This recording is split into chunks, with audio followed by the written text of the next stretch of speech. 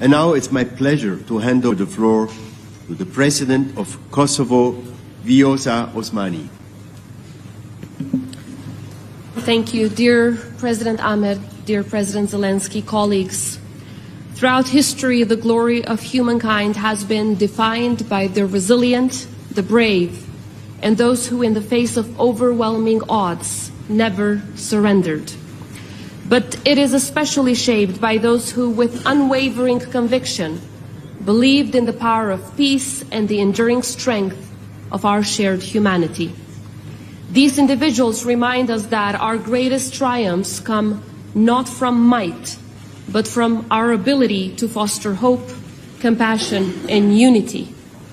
Only 2 decades after the war in Kosovo, where the world came together to our rescue and sent a clear message of never again, through a clear moral compass, the Russian aggression against Ukraine has reminded everyone in my country of 2 things. First, of the horrendous and unimaginable suffering that the war brings. And second, that now it is our turn to give back. Since February 22, the world witnessed an aggression that not only threatens the sovereignty of a nation, but also the very soul of Europe. But Ukraine will prevail, because there is nothing and no one that can stand on the way of a people that wants to be free. The people of Ukraine have lit up a fire of hope that no tyranny will ever be able to extinguish.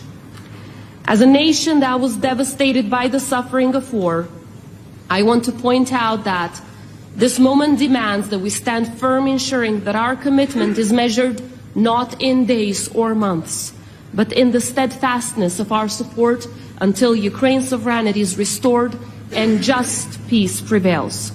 This fight is not merely Ukraine's fight.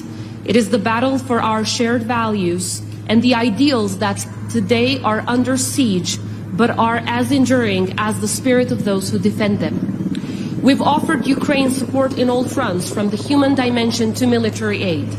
But let's not forget that the echoes of conflict do not fade with the silencing of guns. They linger in the minds and hearts of those touched by its horrors. This is why we're committed to not just relief, but also to recovery and resilience, supporting Ukraine in its moment of need and far beyond.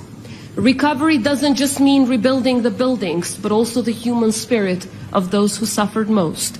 Because even decades after, you will see the pain in the eyes of the mothers of the children forcibly disappeared, of the survivors of the sexual violence, of those who lost their families for the war. But to give up now would be not just to forsake the people of Ukraine, but to forsake the very ideals that we have pledged to uphold. And as we support Ukraine, let's make sure that we do not do that by rewarding the aggressor, because that would mean revisioning history.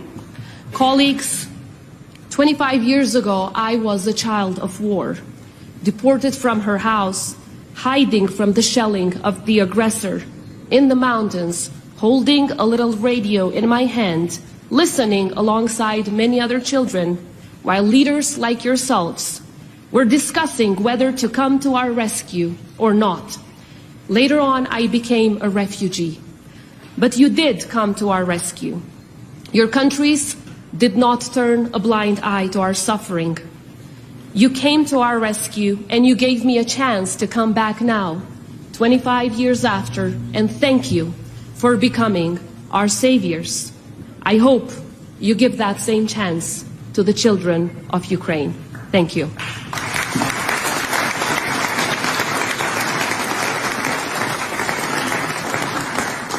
Madam President, thank you very much.